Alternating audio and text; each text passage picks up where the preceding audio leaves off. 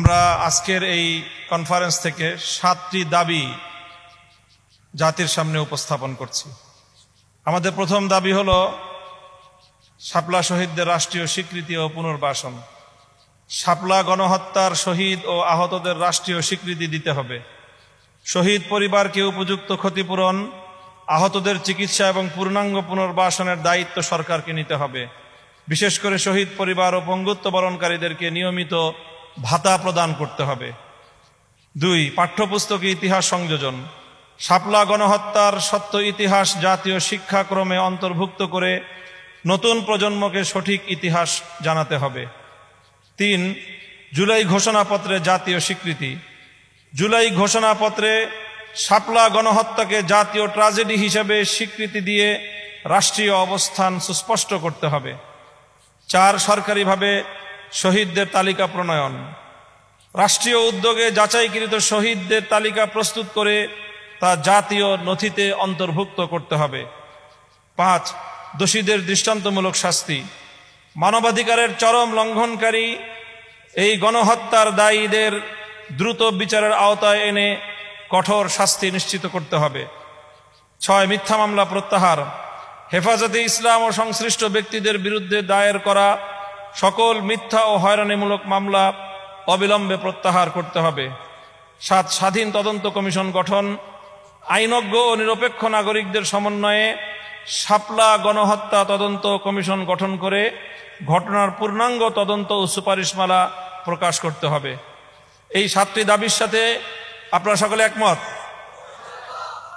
আমরা এই মুহূর্তে আগামী দিনে আমাদের পক্ষ থেকে একটি কর্মসূচি ঘোষণা করছি।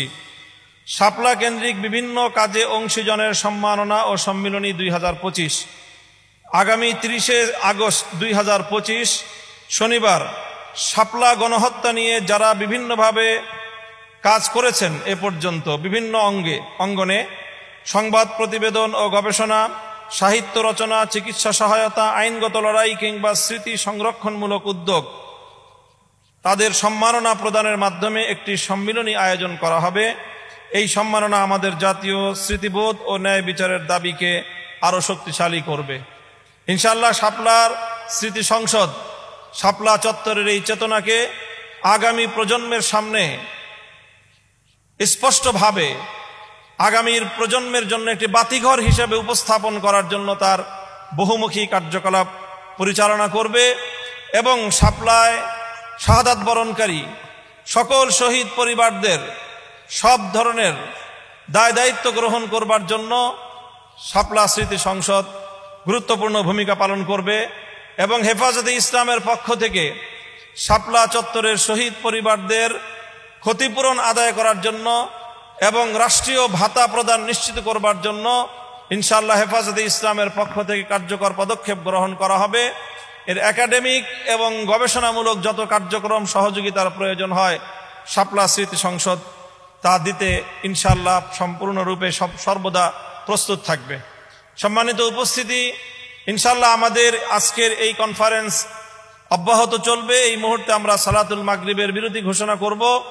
সালাতুল মাগরিবের পরে আজকের এই কনফারেন্সের অন্যতম গুরুত্বপূর্ণ একটি উপস্থাপনা শাপলার ট্র্যাজেডি নিয়ে শাপলা স্মৃতি সংসদের পক্ষ থেকে তৈরিকৃত প্রামাণ্যচিত্র ডকুমেন্টারি প্রদর্শন করা হবে। কাজে আপনারা সালাতুল মাগরিবের পরে কাল বিলম্ব না করে যার যার আসন গ্রহণ করবেন। ইতিহাসের অনন্য এই প্রামাণ্যচিত্রে দেখার জন্য আপনাদের সকলকে উদাত্ত আহ্বান জানাচ্ছি।